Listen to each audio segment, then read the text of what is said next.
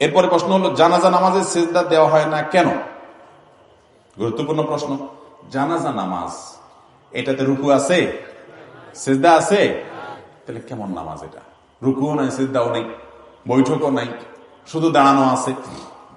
তো এই প্রশ্ন উত্তর হলো, মূলত জানাজা নামাজ এটা কোনো আসল পূর্ণাঙ্গ কোনো নামাজ না। এটা মূলত এটা দোয়ার আয়োজন। এটা কিসের আয়োজন?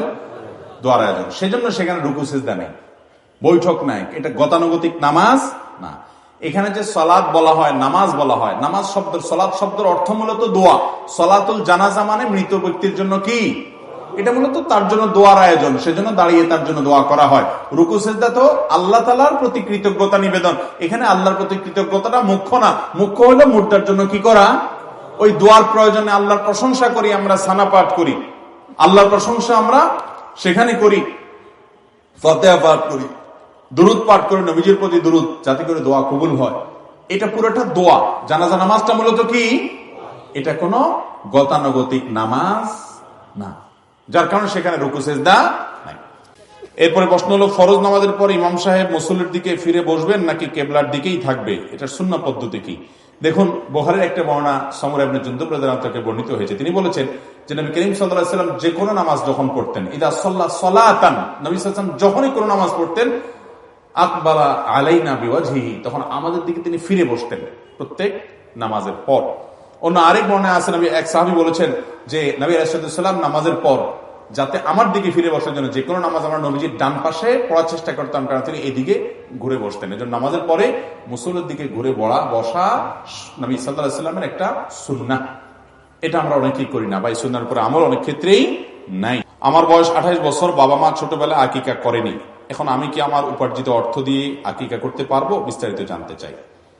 এরকম আছে অনেক ফ্যামিলিতে, বাবা মার তখন সামর্থ্য ছিল না, বা তারা বুঝেন নাই, আকিকা করেন নাই। আল্লাহ তাআলা ছেলেকে এখন সামর্থ্য দিয়েছেন, মেয়েকে এখন সামর্থ্য দিয়েছেন, সন্তান বড় হয়েছে, এখন তারা নিজের আকিকা নিজে করতে চাচ্ছেন। পারবেন কিনা? উত্তর হলো পারবেন। নবী করিম সাল্লাল্লাহু আলাইহি সাল্লাম নিজে বয়স হওয়ার পর তিনি তার নিজের আকিকা নিজে সম্পাদন করেছেন, বিভিন্ন হাদিস থেকে প্রমাণিত। যার কারণে যদি আকিকা মূলত বাবার উপরে বর্তায়, বাবা যদি না করে থাকেন, এখন বাবার সামর্থ্য নাই, ছেলেকে আল্লাহ বড় হওয়ার পর সামর্থ্য দিয়েছেন, জানতে পেরেছেন যে বাবা তার আকিকা করতে পারেন নাই, তো তিনি নিজে নিজের আকিকার ব্যবস্থা করলে সেটা জায়েজ হবে এবং হাদিস থেকে সেটি প্রমাণিত। এরপরে প্রশ্ন হলো, স্ত্রী সহবাস করার পর ফরজ গোসল না করে মুরগি জবাই করা যাবে কিনা? যাবে, কোনো অসুবিধা নেই। ফরজ গোসল করা ছাড়া হাঁস, মুরগি, গরু, ছাগল এগুলো জবাই করতে কোনো অসুবিধা। ফরজ গোসল দ্রুততার সাথে করে ফেলাই ভালো। কোন কারণে যদি মনে হয় যে এখন গোসল করব না, নামাজের আরো বাকি আছে, 1 ঘন্টা 2 ঘন্টা আরো পরে করব, তাহলে আপনি এই ফাঁকে অন্যান্য কাজ করতে পারবেন, করলে গুনাহ হবে না। তবে উত্তম হলো ওযু করে নিয়ে তারপর অন্যান্য কাজ করা।